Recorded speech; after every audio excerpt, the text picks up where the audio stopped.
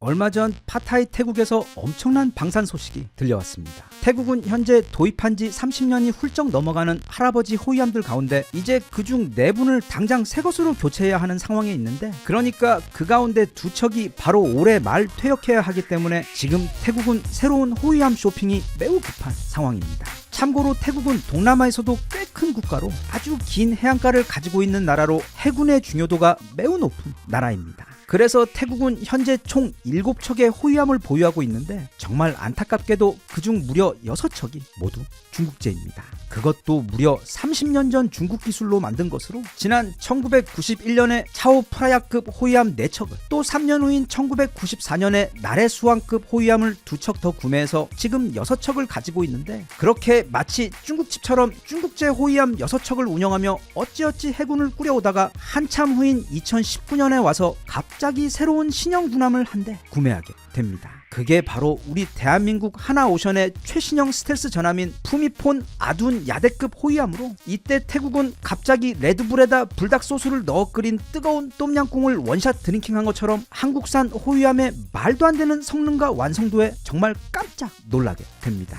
그렇게 막 긴 잠에서 깨어나자마자 눈에다 물파스를 바른 것처럼 완전히 새로운 레벨의 해군 무기 세상에 눈을 뜨게 된 태국은 이때부터 아예 해군의 모든 호위함을 전부 다 이 한국산 호위함으로 바꾸기 위한 야심찬 계획을 세우게 됩니다. 그리고 그렇게 열심히 저금하며 5년을 기다린 끝에 이제 드디어 태국은 한국 호위함을, 그것도 무려 4대나 패키지로 구매하기 위해 최근 동네에 있는 한화 호위함 딜러에 와서 시운전도 해보고 또 옵션도 고르고 딜러 할인도 함께 알아보며 충분히 고민을 한 끝에 이제 드디어 캐피탈 신용 승인만을 남겨두고 지난번 2019년에 구매한 그 호위함보다 훨씬 더 성능이 발전하고 강력해진 우리 한화오션의 최신형 호위함을 인도받기 위해 지금 구매 결정 마지막 단계만을 남겨놓고 있는 상황입니다. 참고로 지금 태국이 구매하기 위해 대기하고 있는 한화오션의 호위함은 그 덩치가 무려 4,000톤급이나 되는 거대한 전함입니다. 게다가 이게 우리 한국형 차세대 구축함 KDDX 특별 옵션이 기본으로 제공되는 최첨단 호위함이기 때문에 피탐지 스텔스는 기본이고 드론이나 무인기에 대한 방어 시스템 또한 갖추고 있는 그야말로 최신형 전함으로, 최첨단 수중 레이더인 선체 고정형 소나 외에도 예인 배열 소나 그리고 특수 소나까지 무려 3가지 종류의 최첨단 소나 탐지기를 장착하고 있는 진짜 소나 변태 전함이기 때문에 마치 수능 일주일 전 고3 학생처럼 정말 초민감 상태의 센서들을 가지고 있어 주변 수백 킬로미터에서도 적 잠수함들의 접근을 탐지할 수 있고, 무려 76mm짜리 지치지 않고 연속으로 계속 쏠 수 있는 아주 굵고 길다란 주포를 가지고 있는 데다 30mm짜리 RCWS 원격 사격 통제 체계, 그 무지막지한 전자동 기관총으로 무장이 되어 있는 데다 이지스함들처럼 수직으로 날아올라 발사되는 미사일들을 위한 수직 발사관으로 날아오는 전투기들을 공격할 수 있고, 또 근접 방어를 위해서는 최신형 신바드 RC 미사일 발사대도 2개나 갖추고 있어 이건 그냥 호위함이 아니라 바다에 떠있는 거대한 괴물 요새와도 같은 정말 무시무시한 현존 최신형 전투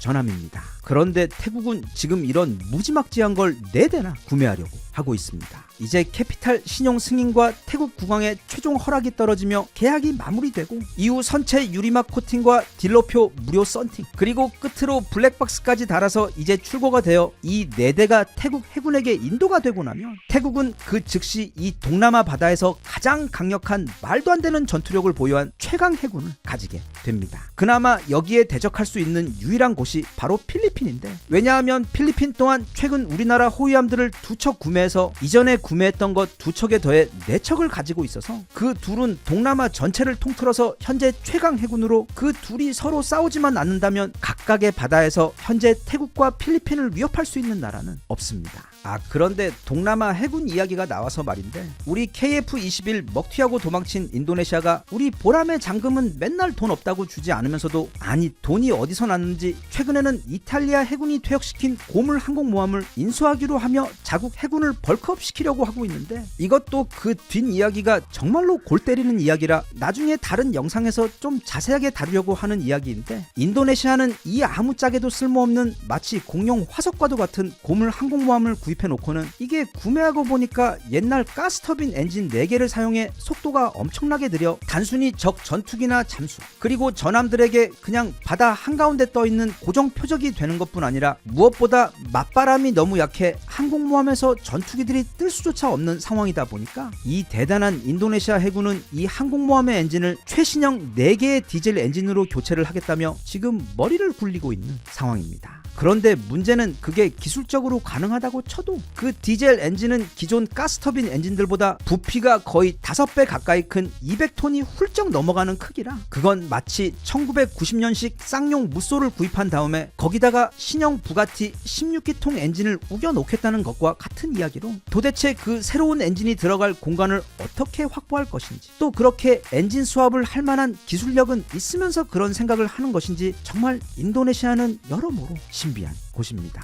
참고로 거기에 들어가는 선박용 디젤 엔진 또한 그 분야 생산 및 설치에 있어 전 세계 1위가 우리나라이기 때문에 또 우리에게 조만간 연락 올지도 모르겠습니다. 다시 우리 똠양꿍 태국 이야기로 돌아가서 태국이 이렇게 우리 무기를 대량으로 구매하려고 하는 건 물론 지난 2019년에 구매한 기존 호위함의 만족도가 너무 높아서 그런 것도 있지만 그리고 물론 그렇게 우리 물건 일단 한번 써본 다음에는 완전히 반해 계속 추가 구매를 하게 되는 것이 중동, 유럽, 동남아 할 것 없이 대한민국 무기 수출의 가장 일반적인 형태이긴 하지만 태국은 사실 최근에 한국 무기를 사용해서 전쟁에서 압도적 승리를 거둔 적이 있습니다. 바로 캄보디아와의 전쟁입니다. 사실 그 전쟁은 해군이나 육군은커녕 전투기조차 한 대도 없는 캄보디아가 태국에게 전쟁을 걸어온 것 그 자체가 세계 8대 미스테리일 정도로 너무도 어이없는 일방적인 결과가 이미 예견되어 있던 그런 전쟁이었지만 어쨌든 당시 태국은 F-16 전투기들을 출격시켜 거기서 한국에게 최근 구매한 정밀 미사일 즉 KGGB GPS 정밀 유도 폭탄을 실전에서 최초로 사용한 적이 있었는데 이 한국 KGGB 미사일은 폭탄 쟁겨두기 중증 환자 우리 한국이 예전에 너무 많은 폭탄을 창고에다 쟁겨 놓은 후 이제 세월이 너무 흘러 그 구식 폭탄들의 용도가 없어져 버리자 이 머리 좋은 한국인들은 마치 폭탄에다 갓을 씌우듯 날개와 내비게이션이 달린 정밀 GPS 유도 조끼를 입혀 처치 곤란이었던 그 엄청난 양의 구식 폭탄들이 이제는 모두 GPS 장치로 정밀하게 표적 공격을 할 수 있는 최첨단 스마트 폭탄으로 재탄생해줄 수 있도록 해준 것으로 말하자면 슬기로운 우리 한국 엄마들이 명절 때 남은 나물과 반찬들을 커다란 바가지에 넣고 고추장과 참기름을 조금 섞어 쓱쓱 비벼 끝내주는 비빔밥을 만들어 그 귀한 요리들을 낭비 없이 지혜롭게 재활용해 주신 것과 같은 정말 최고로 천재적인 발명품이었습니다. 아무튼 태국군은 그 KGGB 폭탄들을 사용해 하늘에서 발사해 지상 곳곳에 숨어있던 캄보디아의 군사시설들과 또 수상한 카지노 등 범죄 조직의 거점들을 모두 다 완벽하게 정밀 타격해서 한 방에 쓸어버렸고 그러자 캄보디아는 너무도 무서워 그 공격이 있자마자 채 하루 만에 태국에게 빨리 평화 협상을 하자며 꼬리를 내린 사건으로 이때의 경험 때문에 태국은 한국 무기에 대한 엄청난 자신감을 가지게 된 것으로 지금 태국에서는 우리 호위함들은 물론이고 해군 무기 전부와 또 조만간 증강이 필요한 육군과 공군 무기들에 더해 집에 있는 그릇들과 자목까지도 모두 다 한국 무기들로 깔맞춤하려는 이유입니다.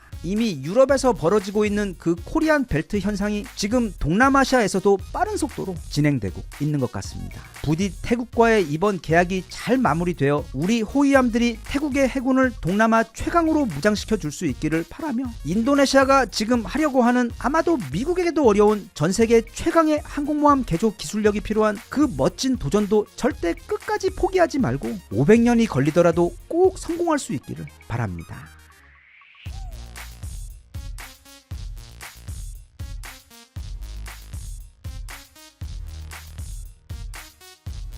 Even if you tried, you wouldn't understand it. Maybe something's missing inside of you. Just a bit of sugar to that horrid bitter. Maybe you taste different.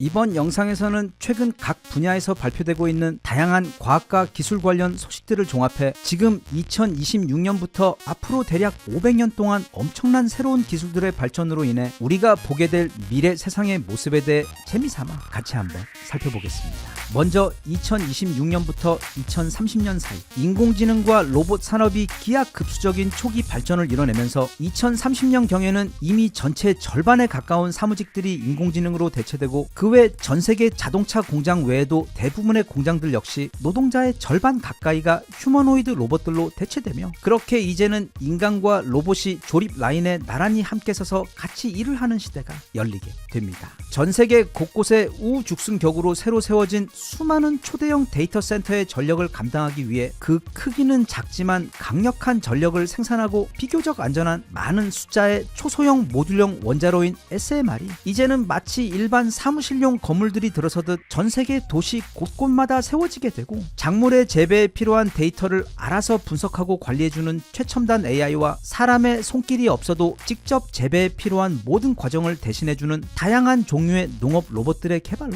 도시 근교 곳곳에는 거대한 타워 형태의 수직 스마트팜들이 들어서기 시작하여 그곳에서 우리에게 필요한 모든 작물들이 최첨단 인공지능과 로봇들에 의해 완벽한 영양분과 LED 빛의 조절로 24시간 재배되어 시장에 공급되게 됩니다. 또한 운송수단에 있어서도 커다란 변화가 있는데 2030년 기준 우선 자율주행은 이미 일반화가 되어 상당수의 택시와 버스들이 이제는 핸들 자체가 없는 무인 자율주행차들로 운행이 되고 있고 그 외에도 사람을 태우고 날아다니는 일명 도심 항공 모빌리티 또한 상용화가 되어 전기 수직 이착륙기를 이용한 단거리 이동 서비스와 고가의 드론 택시들이 전 세계 주요 대도시의 도심 위를 날아다니는 모습이 일반화됩니다. 2030년부터 2035년 사이 양자 컴퓨터의 활용이 일부 시작되며 기존 반도체 기반의 컴퓨터 시대를 대체하기 시작했고 그 덕에 인공지능 개발에도 엄청난 가속도가 붙게 됩니다. 테슬라의 인공위성 인터넷망인 스타링크가 지구 전체를 완벽하게 덮게 되고 그 비용이 거의 공짜에 가까울 정도로 떨어지게 되면서 기존의 전기선을 사용하던 인터넷망은 완전히 사라지고 이제 무인도를 포함해 지구 어디에서도 인터넷이 가능해집니다.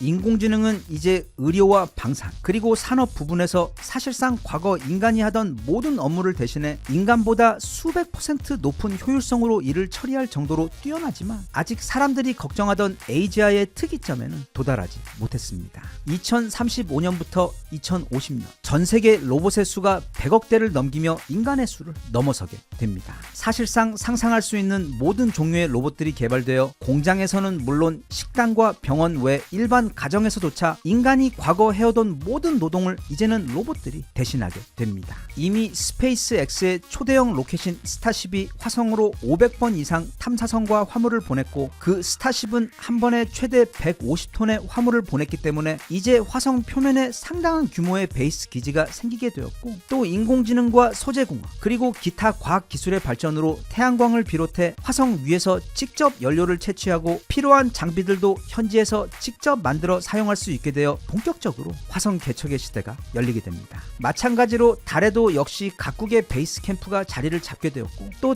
태양광으로부터 에너지를 끌어내어 축적해 재사용하는 기술 외에도 3D 프린팅 기술 역시 엄청난 발전을 이루어내어 이제는 지구에서 탐사용 우주 로켓을 발사하는 것이 아닌 달에서 직접 발사를 하게 되어 기존에는 지구 대기권을 벗어나기 위해 필요했던 엄청난 양의 에너지가 필요 없게 됩니다. 나아가 달의 표면으로부터 헬륨-3를 비롯한 귀한 광물 채취가 본격적으로 시작되면서 달에 가장 먼저 자리를 잡게 된 몇 개의 강대국 사이에서는 서로 소유권을 주장하며 외교적인 분쟁이 시작됩니다. 우주 탐사를 위해 적극적으로 연구된 이유로 인해 태양광으로부터 에너지를 이끌어내는 기술이 이제는 지구를 대표하는 기술로 발전하면서 지구의 일반 가정과 공장을 위한 거의 모든 전력이 이제 태양광을 베이스로 한 기술로 바뀌어 가게 되고 또한 바닷물을 간단하게 담수로 바꾸는 기술이 개발되어 물 부족 현상이 완전히 해결됩니다. 스마트폰을 대신해 현대인들의 필수품이 되어버린 인공지능과 결합한 최신 스마트 글래스로 인해 사람들은 이제 손가락으로 텍스트를 쓰고 컴퓨터로 이메일을 읽는 것을 하지 않고 자신의 인공지능과 스마트 글래스를 통해 말로 소통하며 극대화된 효율성과 편리성을 누리게 되지만 이제 인공지능이 인간의 미세한 표정의 변화나 목소리의 떨림 등으로 상대의 감정 상태를 거의 정확하게 읽어낼 수 있게 되어 즉 상대방이 거짓말을 하는 것도 단번에 알아채려 그것을 스마트 글래스를 통해 사용자에게 알려주기 때문에 너무 뛰어난 스마트 글래스와 인공지능의 기술로 인해 직장과 가정에서 새로운 사회 문제가 발생하기 시작합니다. 2100년 인간은 이제 상당 부분 지구의 기후를 조절 조절할 수 있게 됩니다.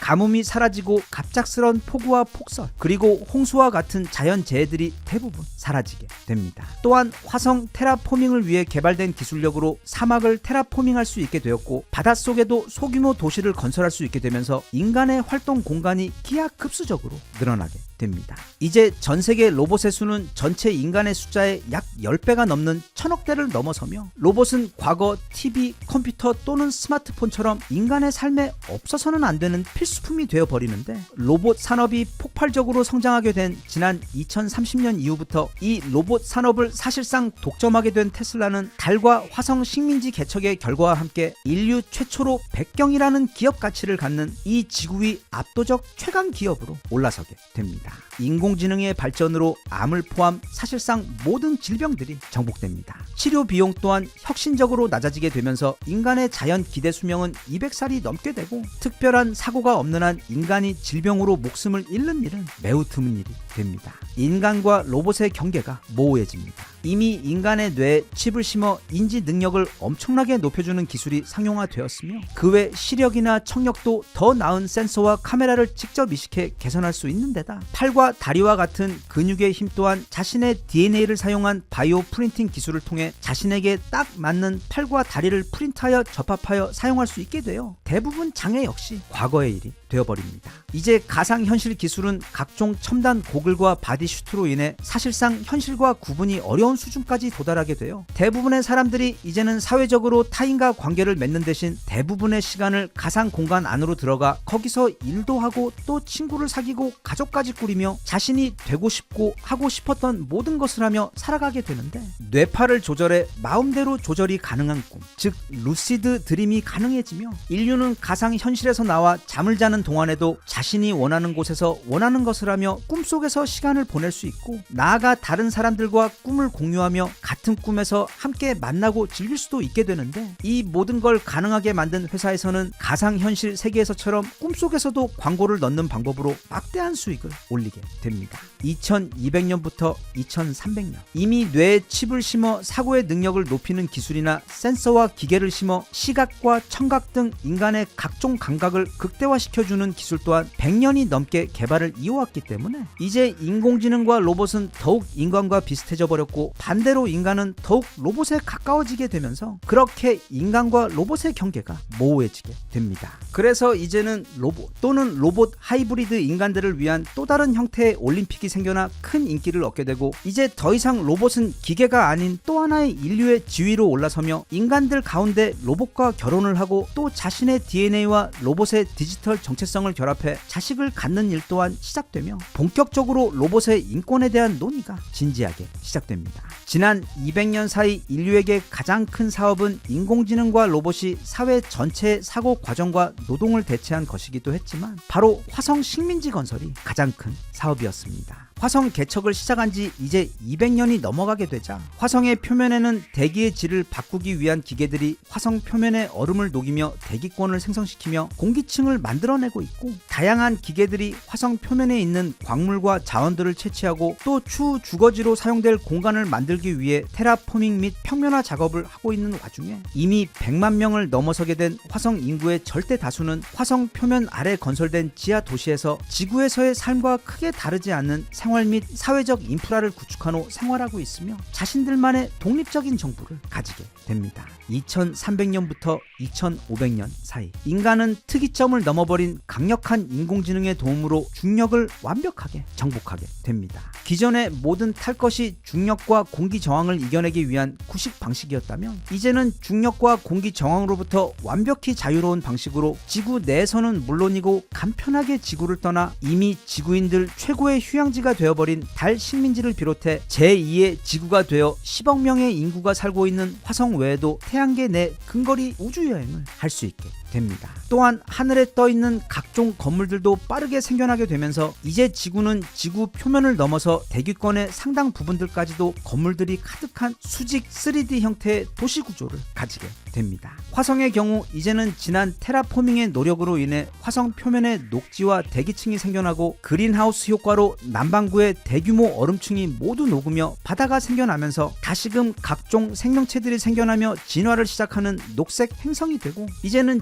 지구와 거의 맞먹는 수준으로 발전하게 되어 많은 사람들이 지구를 떠나 화성으로 이주하여 살게 됩니다. 인공지능은 또한 인류가 태양으로부터 지구로 쏟아내는 모든 에너지를 자유자재로 채취하고 축적하며 사용할 수 있도록 해주어 인류가 레벨 1 문명의 수준에 도달할 수 있게 해주어 지구에서는 에너지 문제가 완전히 사라졌으며 나아가 연구실에서는 마이크로 블랙홀을 만드는 데 성공하며 이제는 빛보다 더 빠른 속도로 우주 속을 여행할 수 있는 기술을 가지게 되었으며 아직은 소량이긴 하지만 한 지점에서 다른 지점으로 순간이동, 즉 아인슈타인의 양자 얽힘 이론인 EPR의 역설 이론을 이용해 질량을 에너지로 바꾼 후 그것을 빛으로 이동을 시킨 다음 다시 질량으로 바꾸는 기술 또한 성공하여 인간이나 작은 자동차 정도의 물질을 어느 곳으로든 양자 텔레포트할 수 있는 기술을 확보하게 됩니다. 2300년경 인간의 자연 기대 수명이 300살을 넘긴 이후 2400년이 되자 사람의 기억과 정신을 디지털로 전환하여 저장한 후 그걸 새롭게 프린팅한 몸으로 이동시키는 기술이 성공하면서 이제는 많은 사람들이 젊은 시절의 몸을 계속 유지하면서 살아가다 나중에는 새로운 몸으로 이동을 하며 사실상 영생에 가까운 삶을 누릴 수가 있게 되었는데 한편 그중 많은 사람들은 자신의 정신을 데이터베이스 클라우드에 올려놓은 후 그게 다시 몸으로 다운로드 되는 것을 반대하면서 오직 정신만 그 드넓은 하이퍼 스페이스에서 살아가는 완전한 디지털 존재로서 살아가는 것을 선택하기도 합니다.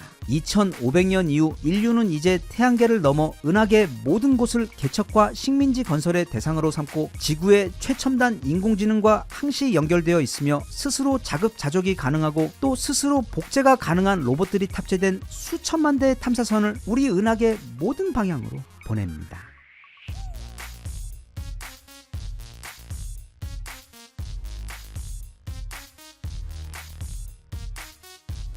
Even if you tried, you wouldn't understand it. Maybe something's missing inside of you. Just a bit of sugar to that horrid bitter. Maybe you taste different.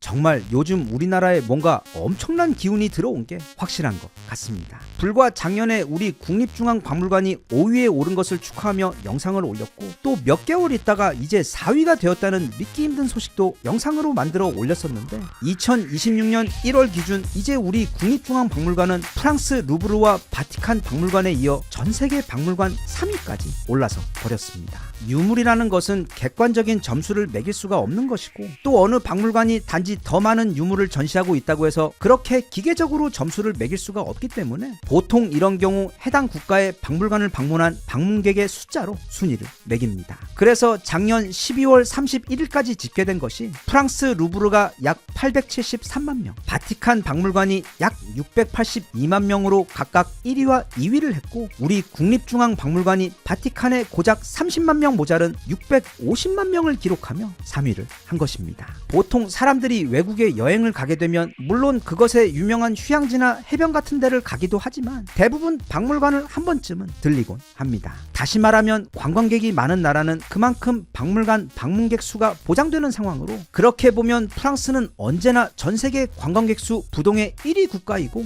이탈리아 또한 3위에서 5위 사이를 왔다 갔다 하는 관광 대국입니다. 물론 유럽 대부분 국가들이 그렇긴 하지만 이탈리아 같은 경우는 자체적으로 뛰어난 관광 유물과 관광지가 많아 찾아오는 사람들이 끊이질 않는데 한편 우리나라는 최근 들어 방문객이 많이 늘었다고는 해도 대략 전 세계 20위권에 있을 정도로 같은 아시아권에서도 그리 관광객이 많이 찾는 나라는 아닙니다. 그렇기 때문에 지금 급발진하며 순위가 오르고 있고 이번에는 아예 세계 3위권까지 올라버린 우리 국립중앙박물관이 대단한 것입니다. 게다가 또 우리 국립중앙박물관은 이게 작물관인지 박물관인지 헷갈릴 정도로 거의 다 이집트 등 외국에서 맘대로 가져와 잔뜩 전시를 해놓은 프랑스나 영국의 박물관들과는 다르게 거의 99% 오로지 한국의 문화재와 유물들만 전시해놓은 박물관이라는 것. 또 일본의 경우 그 나라의 국보 1호인 목조 미륵 방가상을 비롯해 대부분의 국보와 대표 문화재들이 다 우리 한국의 것들이고 또 중국의 경우 안타깝게도 지난 문화대혁명 때 자기들 손으로 거의 다 부수고 태워버려 이제 남아있는 게 거의 없어. 우리나라처럼 순수 자기 나라 문화들로만 이렇게 잘 보존되어 있는 곳은 그리 많지 않습니다. 있습니다.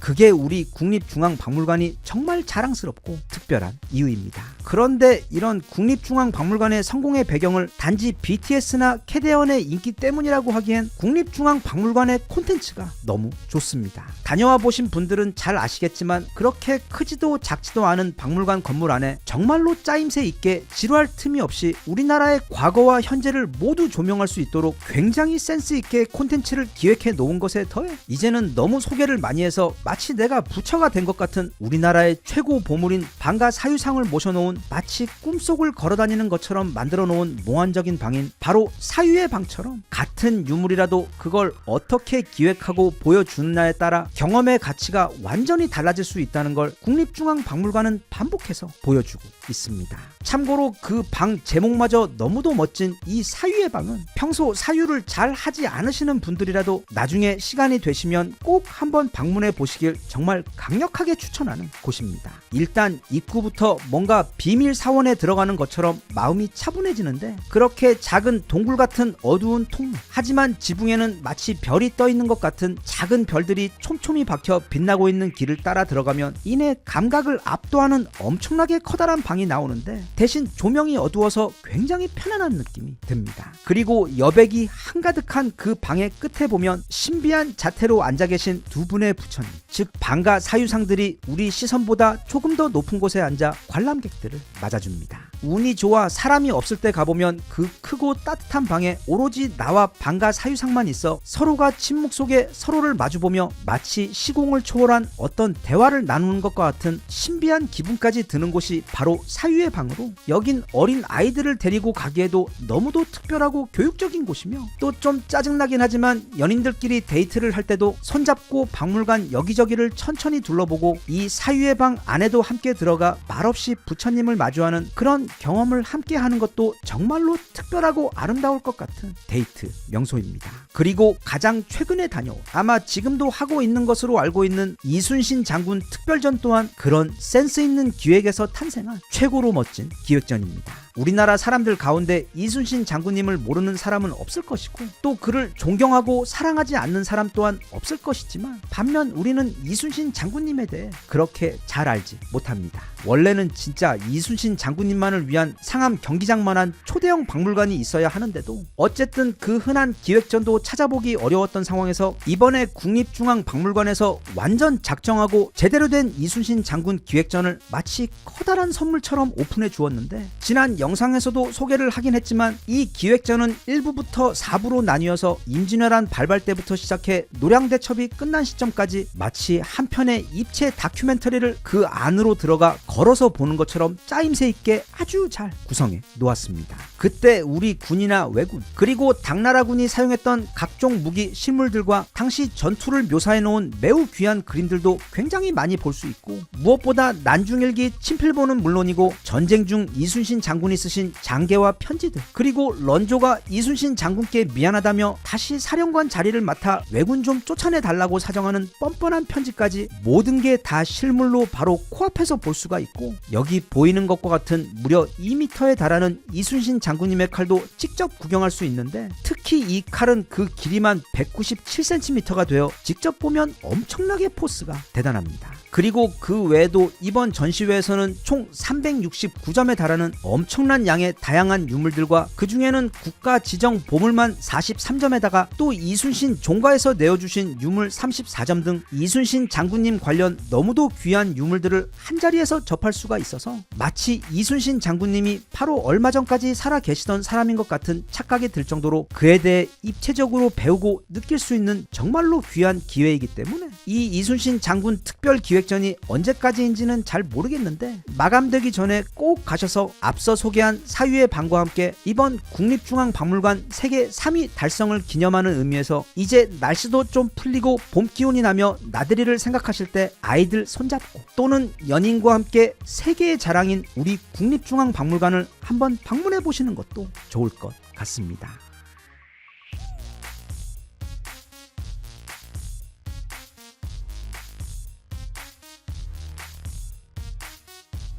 Even if you tried, you wouldn't understand it. Maybe something's missing inside of you.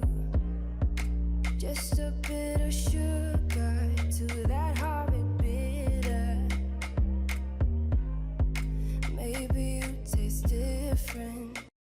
노벨 경제학상 수상자인 데니얼 카너먼은 지난 2010년 돈과 행복의 상관관계를 꾸준하게 연구한 결과 매우 흥미로운 연구 결과를 발표했습니다. 그러니까 미국 기준으로 볼 때 연수익이 2만 달러에서 3만 달러로 많아지면 그 만족도와 행복도가 엄청나게 늘어났고, 또 3만 달러에서 4만 달러로, 그리고 5만 달러에서 6만 달러로 높아지면서도 만족도와 행복도 모두 늘어났지만, 매우 신기하게도 연수익이 7만 5천 달러가 넘어가게 되자 더 많은 돈을 버는 것으로부터 얻어지던 행복도의 증가가 수익이 높아질수록 눈에 띄게 줄어들었는데, 그러니까 연 20만 달러를 버는 사람과 30만 달러를 버는 사람 사이에서, 그리고 100만 달러와 500만 달러를 버는 사람들 사이에서도 그 행복도에 있어 차이가 거의 없었을 정도로, 이 돈에 있어서도 우리가 보통 대학교 경제수업 첫 학기 때 배우는 그 한계효용 체감의 법칙이 뚜렷하게 나타나는 것을 보여주었습니다. 돈이 많으면 좋다는 건 초등학생도 아는 아주 당연한 이야기입니다.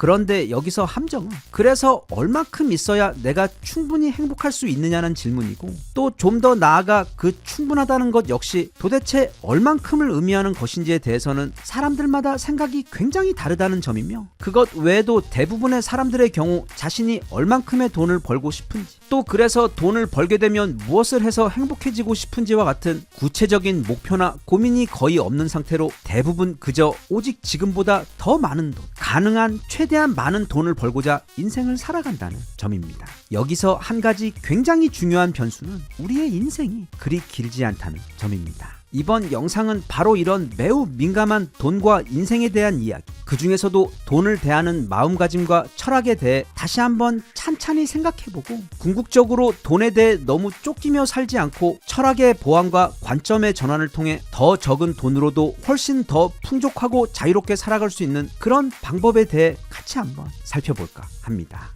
미국에서 30년 전에 출간된 돈이냐 인생이냐라는 책이 있습니다. 이제는 전 세계 돈 관련 철학에 있어 가장 유명한 고전 중 한 권이 된 책인데, 이 책이 나왔던 당시 미국은 80년대 버블 경제 때 일본처럼 나라에 돈이 넘쳐나던 시대였고, 어른부터 젊은이들까지 모두가 더 많은 돈을 벌기 위해 나라 전체가 마치 커다란 중독에 빠진 것처럼 소위 돈과 쇼핑, 그리고 더 큰 차와 더 화려한 집을 구매하고 자랑하는데 모두가 미쳐있던 시기였습니다. 하지만 이상하게도 그렇게 세상에 돈이 더 많아지고 넘쳐났음에도 오히려 사람들이 삶에서 느끼는 행복도는 거꾸로 크게 떨어졌고, 이건 단지 돈이 없는 사람들뿐 아니라 당시 돈을 아주 많이 벌던 부자들 사이에서도 동일한 우울한 현상이 나타났습니다. 그래서 이 책의 내용은 우리가, 그리고 우리 아이들이 학교에서 반드시 배우고 졸업을 했어야 하는 돈 관련 매우 중요한 이야기들을 담고 있습니다. 저를 포함 우리 대부분의 중년 세대들 또한 학교에서 이런 너무도 필요한 이야기들을 전혀 배우지 못한 채로 졸업과 함께 사회 속으로 던져지며 나중에야 가장 힘든 방법으로 그 지혜들을 스스로 터득했어야 하는 경우가 아주 많았을 텐데, 핵심은 바로 인생에서 돈은 정말로 중요하긴 하지만 그건 내 인생에서 진짜로 가장 중요한 것들, 즉 나의 가족, 나의 자유와 정신적 편안함과 같은 그런 가치들과 잘 밸런스를 맞춰서 충분한 정도만을 추구해야지, 내 모든 시간과 정신, 그리고 건강까지 갈아 넣으면서 죽을 때까지 오직 더 많은 돈을 벌기 위해 밤낮으로 일하고 또 고민하며 불행하게 살다가 인생 마지막에 가서야 그 모든 게 어딘가 좀 잘못됐다는 걸 뒤늦게 깨닫는 경우가 적지 않기 때문입니다. 그렇기 때문에 어떻게 하면 더 나은 투자를 할 수 있는지와 같은 그런 경제서들도 물론 현실적으로 너무도 유용하고 중요한 공부이긴 하지만, 그런 노력들과 함께 그래서 도대체 나는 무엇을 위해서 지금 돈을 벌고 있고, 또 얼마나 벌고 그것으로 무엇을 하면 내가 충분히 행복할 수 있을까라는 철학적 질문을 스스로 해줄 수 있도록 해주는 이런 책들 역시 함께 읽어주면 더 완전하고 행복한 경제 생활을 할 수 있다고 생각합니다. 이 책에서는 정말로 도움이 많이 되는 이야기들과 또 구체적인 사례들도 많이 제공하지만, 일단 이 영상에서는 그 핵심 주제들에 대해서만 소개를 해보자면, 가장 중요한 것은 바로 경제적 독립입니다. 그리고 그 다음 중요한 것이 바로 충분함에 대한 가치관, 즉 나의 만족의 한계를 이해하는 것입니다. 일단 우리는 이 돈이라는 게 뭔지부터 알아야 합니다. 이 질문에 대해서는 사람마다 다른 생각이 있을 텐데, 저자는 책에서 돈이란 우리 인생을 맞바꾼 에너지라고 정의합니다. 즉 내가 온라인에서 구매한 그 10,000원짜리 물건은 내가 그 10,000원을 벌기 위해 쓴 내 인생의 시간뿐 아니라 그 10,000원을 벌기 위해 소비되었던 고생과 감정적 소비까지 모두 그 돈이라는 종이 안에 압축되어 있는 것으로, 그렇게 큰 대가를 치르고 어렵게 손에 넣은 귀한 것을 절대로 함부로 낭비해서는 안 된다고 강조합니다. 그럼에도 불구하고 정말로 많은 사람들이 자신에게 사실 별로 필요도 없는 아주 많은 물건들을 남들에게 잘 보이고 싶어서, 또는 그게 요즘 유행이기 때문에, 아니면 남들도 다 사는 것 같으니까와 같은 매우 빈약한 이유로 자신이 한 달간 정말로 고생하며 인생과 맞바꾸며 고생하여 번 돈을 낭비하며 산다고 지적합니다. 그래서 그는 자발적 소박함을 추천합니다. 즉 더 경제적으로 더 풍요로운 삶을 살기 위해 추가로 부업을 시작해 통장 잔고를 늘리는 것이 아닌, 지금 세고 있는 돈을 현명하게 관리해서 내 인생 그 생명 에너지의 주권을 되찾는 것이라고 설명하며 그 방법으로 소박한 삶을 추천하는 것입니다. 그리고 그렇게 하기 위해서 책에서는 9가지 구체적인 방법을 제안하고 있는데, 요약하자면 지금까지 내가 어떻게 소비를 해왔고 과연 그 소비들이 내 행복에 정말로 도움이 되었는지를 스스로 진지하게 생각해보는 시간을 가진 다음, 이후부터는 보다 의식 있는 소비를 하면서, 즉 그 소비가 정말로 나의 행복에 건강한 도움이 되고 있는가를 생각을 해가면서 돈을 써서 결과적으로 낭비되는 돈은 줄이고 또 각각의 소비로부터 얻어지는 만족도와 행복도는 높이는 의식이 있는 새로운 소비 방식을 제안하는 것입니다. 이 책에서 다루고 있는 또 한 가지 중요한 주제는 바로 도대체 얼만큼이면 충분하냐는 질문입니다. 솔직히 우리들 대부분은 그걸 진지하게 고민해 본 적이 없습니다. 그냥 더 많이가 언제나 그 대답이었습니다. 하지만 앞서도 말했듯 그 더 많이를 위해 우리가 가족들과 또는 좋아하는 것들을 하며 시간을 보내는 대신 바쳐야 하는 시간과 노력에 더해 놓쳐야 하는 신체적, 정신적 건강 등 그 대가가 과연 가치가 있느냐를 논해야 하는데, 그래서 책은 소비의 3가지 단계에 대해 이야기합니다. 첫째는 생존으로 기본적인 의식주를 해결하는 단계입니다. 둘째는 안락으로 생활의 편안함과 편리함을 더하는 단계이며, 마지막 3번째는 사치로 없어도 되지만 어떤 즐거움과 만족감을 주는 단계입니다. 첫 번째와 두 번째를 위한 소비는 지극히 필요하고 현명한 소비이자 이 책에서 말하고자 하는 충분함의 영역에 있는 지점입니다. 문제는 바로 그 소비가 사치 단계로 넘어가면서부터 발생합니다. 요즘 우리나라들 백화점의 매출을 보면 최근 몇 년 들어 조 단위를 우습게 넘기고 있는데, 그 세부 내역을 보면 바로 명품 부분에서의 매출이 가장 크게 기여하고 있는 것으로 나타납니다. 또 요즘에는 초딩들도 가지고 있는 그 스마트폰 역시 마치 매년 새로운 옷을 사는 것처럼 아이폰 16, 17 아니면 갤럭시 23, 24 등 매년 새로 나오는 스마트폰들이 엄청나게 팔리고 있습니다. 이런 현상은 단지 우리나라뿐 아니라 지금 전 세계가 모두 다 똑같이 그렇습니다. 그런데 앞서 본 생존과 안락의 단계에 있는 소비들은 그게 우리 삶의 만족도와 행복에 직접적으로 크게 기여를 하는 반면에, 이 사치는 대부분 마케팅의 결과입니다. 요즘만 그런 건 아니지만 마케팅은 우리에게 당장 필요도 없는 것들을 마치 지금 안 사면 큰일 나는 것처럼 설득해서 결국 사람들로 하여금 엄청난 양의 명품들과 시계들, 그리고 보석과 비싼 고급 승용차들을 매년 신기록을 갈아치울 정도로 더 많이 팔리게 만드는 데 있어 이제는 그 기술이 거의 완성 단계에 와 있을 정도로 강력한 힘을 발휘하는데, 문제는 자신에게 이 돈이나 소비 관련 어떤 가치관과 기준이 명확하게 잡혀있지 않은 경우에는 그런 마케팅이나 사회 분위기에 굉장히 쉽게 휩쓸려 자신도 모르게 과소비를 하기 마련이고, 또 더 큰 문제는 많은 사람들이 그 사치에 소비되는 돈을 생존과 안락의 단계에 사용되어야 할 돈을 끌어다 쓴다는 점이며, 더 나아가 지금 내게 있지도 않는 돈을 은행과 카드사로부터 빌려다가 쓰고 있다는 점입니다. 그렇게 되면 결국 내게는 비싼 명품 가방과 시계가 남겠지만, 대신 나는 그걸 구입하는 데 쓴 빚을 갚기 위해 더 많은 시간을 더 큰 스트레스 압박을 견디며 일을 해야 해서, 분명 요즘 유행하는 명품과 올해 최신 스마트폰을 손에 쥐고는 있지만 행복하기는커녕 가장 기본적인 인생의 편안함조차 저당 잡혀버린 그런 우울한 삶이 되어버리기 때문에, 그런 사치 게임을 아예 원천적으로 차단하라고 책은 조언합니다. 그 대신 앞서 살펴본 자발적 소박함을 중심으로 내 인생에서 진정으로 내게 만족도를 주는 시간적 자유, 신체적 편안함, 그리고 정신적으로 덜 스트레스 받는 그런 삶을 사는 것이 오히려 진정한 사치라고 강조합니다. 이 책은 일반적인 경제서에서는 거의 다루지 않는, 그러나 사실 경제 관련 가장 먼저 다루어야 할 너무도 귀한 이야기들을 다루고 있기 때문에, 또 그래서 출간된 지 30년이 지난 지금도 전 세계 독자들에 의해 읽혀지고 있는 이 분야의 고전 명저이기 때문에 분명 세상에는 우리보다 훨씬 덜 가졌음에도 더 풍요롭고 행복하게 사는 사람들이 많이 있음을 깨닫고, 그래서 우리들도 더 많은 물건과 소비를 추구하기보다는 지혜롭게 실속을 챙겨 더 적게 소비하며 나의 인생의 에너지를 바꾸며 손에 쥔 그 귀한 돈을 좀 더 내게 실제로 유익하고 더 가치 있는 곳에 우리가 사용할 수 있도록 해주는 돈과 소비 관련 귀한 철학적 이야기를 알려주고 있기 때문에, 물론 우리 같은 성인들에게도 큰 도움이 되겠지만 그것 외에도 우리가 읽은 다음 우리 아이들에게 오늘날 학교에서 해주지 못한 가장 귀한 수업을 함께 저녁을 먹으며, 또는 가끔 마트에 함께 나가서, 아니면 아이들이 분명 재작년에 새 폰 사줬는데 갑자기 또 올해 나온 신형 스마트폰으로 바꿔달라는 때를 쓰며 그런 말 같지도 않은 소리를 하게 되면, 그때 아이들이 먹기 좋은 크기로 작게 잘라 차근차근 가르쳐 주기에도 너무도 좋은 책이라 많은 분들께서 꼭 읽어보셨으면 좋겠습니다.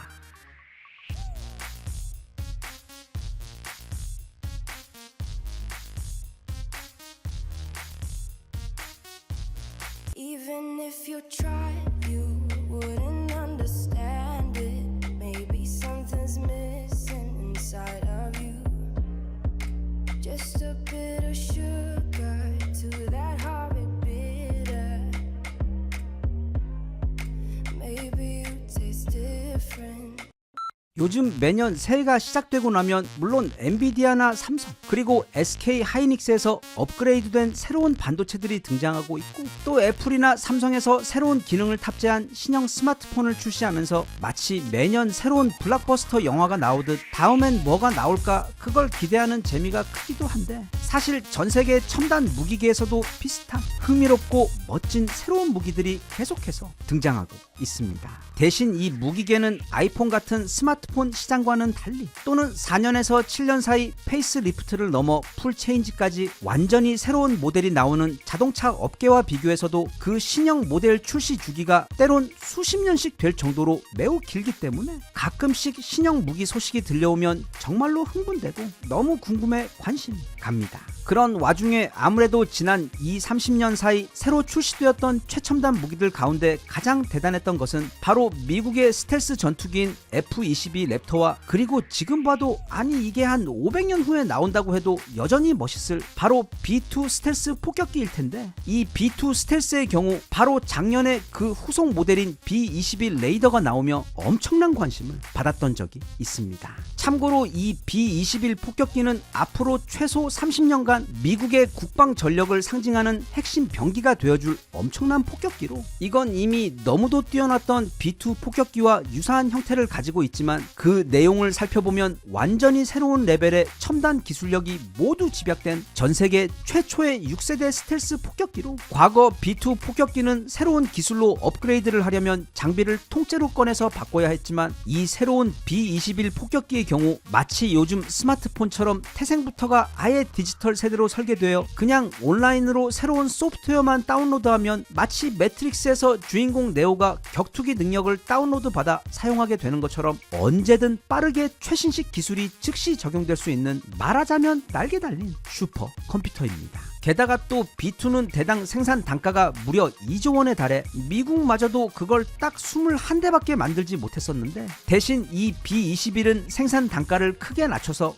미국은 이걸 최소 100대에서 150대까지 생산해서 운용하겠다고 발표한 상황입니다. 이런 게 두어 대만 있어도 사실 손 놓고 당해야만 해서 너무도 무서운데, 그걸 무려 100대 또는 150대나 운용할 계획이기 때문에 아마 다음 30년도 이전 30년처럼 전 세계 하늘은 미 공군이 지배하게 될 확률이 매우 커 보입니다. 상황이 이렇자 표면상 미국의 가장 큰 적국인 러시아와 중국에서도 여기에 대응하는 신형 스텔스 폭격기를 최근 각자 공개했는데, 먼저 썸네일에서 본 그 하얀 백조 같은 폭격기가 바로 러시아가 최근 공개한 팍다 스텔스 폭격기입니다. 이 폭격기는 러시아가 미국의 B-21에 맞서기 위해 개발한 것으로 B-21과 마찬가지로 날개 자체가 동체인 전익기 디자인을 가지고 있는데, 대신 이 팍다 폭격기는 B-21보다 덩치가 훨씬 더 커서 최대 35톤에 달하는 폭탄을 싣고 날아갈 수가 있고, 제급유 없이도 대략 12,000km의 거리를 날아갈 수 있어 사실상 미국 포함 전 세계 주요 도시들을 모두 사정권에 두고 있으며, 무엇보다 적의 최첨단 방공망을 무력화시키는 KH-95와 같은 차세대 극초음속 미사일을 공중에서 발사할 수 있어 사실상 방어가 불가능한 폭격기입니다. 이 막강한 폭격기는 원래는 2023년에 시제기가 완성되고 2025년부터 비행을 시작하기로 되어 있었는데, 푸틴이 2022년에 시작한 우크라이나 전쟁이 당초 계획보다 너무도 오래 걸리고 있고, 또 미국발 경제 제재로 개발 자금까지 영향을 받게 되면서 그 개발 기간이 대략 3년 정도 뒤로 늦어지며 그 실전 배치 시기는 아마 2027년 말 정도가 될 것으로 현재 전망되고 있는 상황으로, 작년 말부터 러시아는 미국의 B-21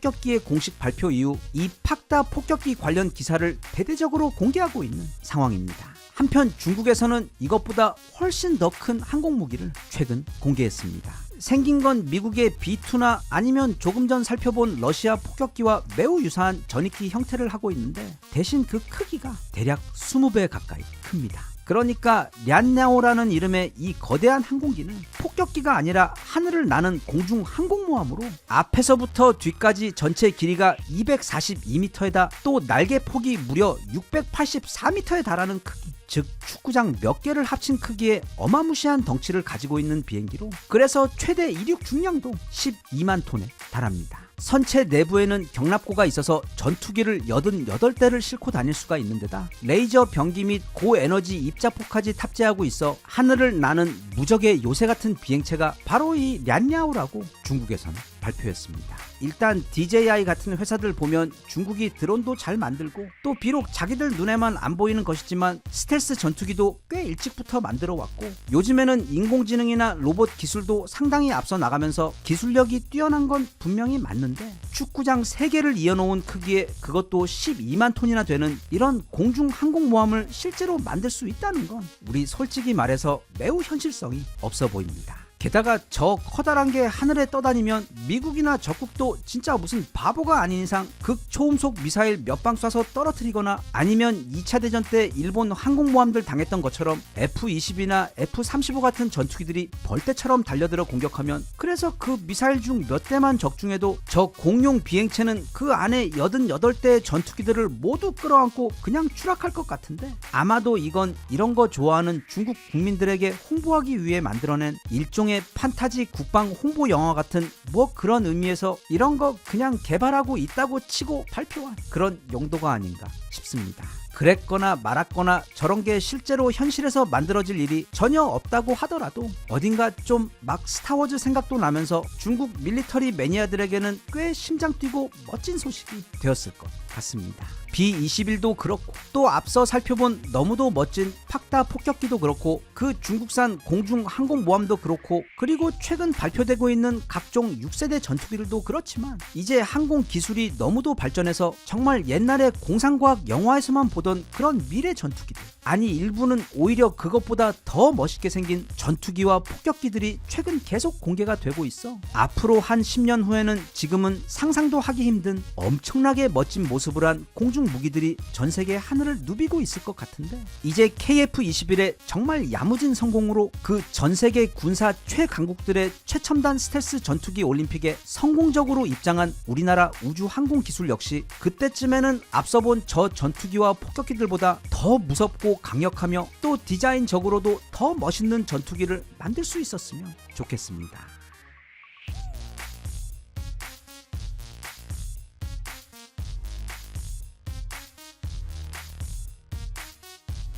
Even if you tried, you wouldn't understand it. Maybe something's missing inside